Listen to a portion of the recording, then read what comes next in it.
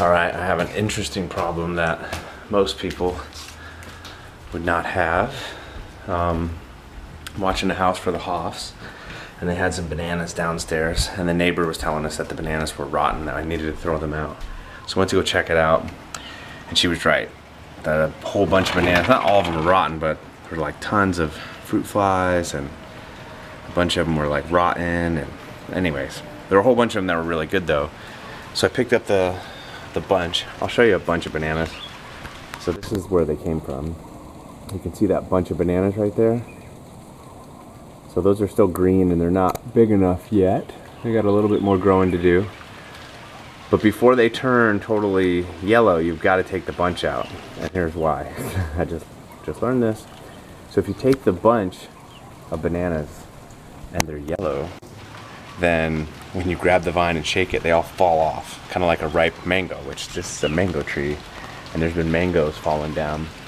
And there's the picker, but it's really hard to get in here and find any mangoes because the bush is so, the tree is so spread out at this point. I was gonna try to find you a mango. I'll show you one. There's some mangoes hiding around in the outside, but they're hard to get to. You have to climb up in there. Anyways, if you shake the tree, the branch, the ripe mangoes will just drop to the ground. When they hit the ground, they split, and then they're no good. Well, the same thing with these bananas. So I took the bunch and I shook it, and all the bananas like fell off. So it's good because they're ripe. They're like perfectly ripe, right? So it just broke off right there at the top. When you peel this thing down, it looks pretty good. And then a couple of these were just already rotten, see that? So that's no good, obviously. But there's a whole bag. I don't know if I'm gonna keep any of those, but a whole bunch of these were really, really good. So I'm freezing them. See, these are in great shape, and they just broke off right here. And I've been peeling bananas and freezing them, and then I'm gonna stick. I've already got another bag in there, so that's the second bag. Yeah, so that's what I'm doing. I figured I'd film it because I'm never gonna have this problem again because we don't own a banana tree and we're moving away from Hawaii. And now I've gotta find Roxy, because Roxy, it's time to eat. And she gets pretty good food, but she likes to hide out. She doesn't like to go for a walk. She doesn't like to do anything. I think it's because it's raining. It's raining again. I've had non-stop rain since before I left, and then I came back to Hawaii and it's raining. And there's something over there. So, and then when I was in St. George, it's like a desert, right? It never rains. Well, it rained while I was there, which I thought was pretty cool. I like that. But now I'm kind of over the rain. So you can see, just sprinkling, but it's making everything all wet. There's no sun. It's cloudy.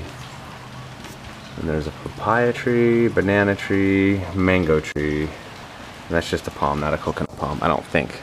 Could be. All right, that's it. I've got to put some bananas in the freezer. Guess where I'm at? I'm getting ready to go to the junkyard.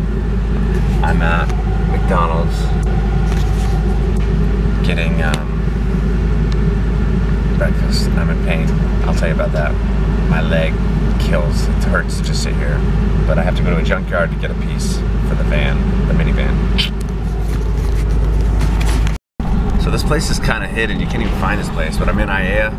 I went down like I'm headed on Camp Highway towards town and made my first ride at the first 7-Eleven. And now underneath the overpass is a place called ABC Towing, and here I am driving in. And they have some cars, looks like. So I'm looking for a Toyota Sienna, and hopefully I can find the part I need. I'll see how it goes. Yeah, so this place is more than just a tiny bit sketchy. You can only see a little bit of it here. There's a limo way up there, you see it right there? But there's like the entrance over here, and there's like a bazillion cars, so I'm getting ready to get in there. And I'm gonna leave fudge parked here with stuff in it. Hopefully it doesn't get broken into, but I need this part, so I'm gonna go. Wish me luck. So Jess, you want a new van? Look what I got for you. I got you this van. It's got lots of space. It looks shiny.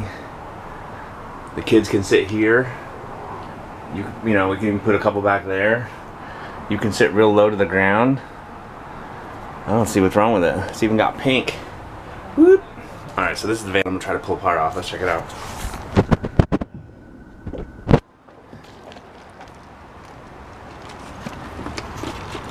There's my drink holder.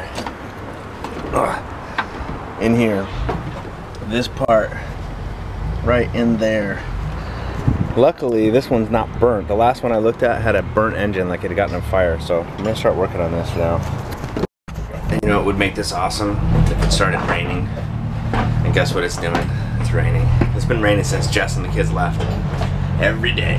So, wish me luck. I'm gonna try to pull this thing out of here.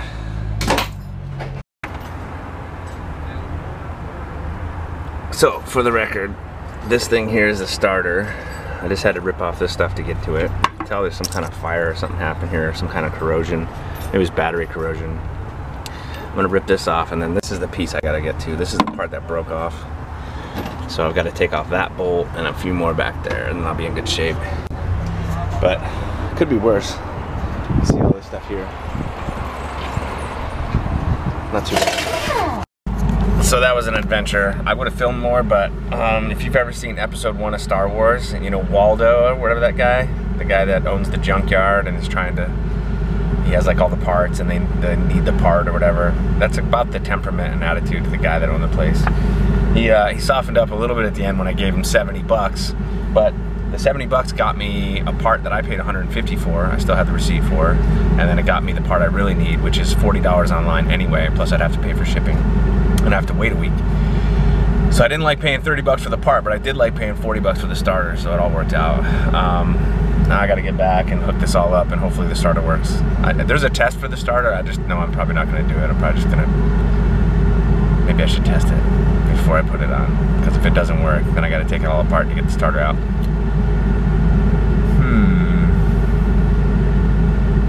Fun times. I don't have that little piece to check it. You need like a little electrical thing. Anyways, it was an adventure. The whole junkyard kind of looked like this. Yeah, that's how Fudge looks right now. But I got the part. It's in the back. I'll show you. But my hands are all gross. I don't care about that. But mosquitoes bite me. The place is kind of gross. Junkyard dog. I wanted to film the junkyard dog. Didn't get the chance. Anyways, headed home. It's raining. It's been raining since Jess left. Every day. Sweet. I just called O'Reilly Auto Parts, and they have a bench starter, so I guess they can put a starter in there, hook it up, and check and see if it works. And so instead of me putting this all together and hoping, I'm just gonna go ahead and try the starter out. The thing that stinks is that if it doesn't work, I'm kind of out 40 bucks. Because I could bring it back to the junkyard, but all I can really do is exchange it for another one. So I guess I gotta keep exchanging it for starters until I find one that works, and then sell that on eBay to recoup my money. Maybe I'll do that, I don't know. But hopefully it works. If it works, I can totally return my $150 starter, and then it was totally worth it. We'll see. Hopefully it's a good news story. Okay, so about my leg, I'm in pain because, man, I don't know. I started working out again, which is great, at the UFC gym in Vikeli, and then my whole hamstring, glute, and everything on my left side cramped up so bad, it's like pinching a nerve. So it hurts just to sit here.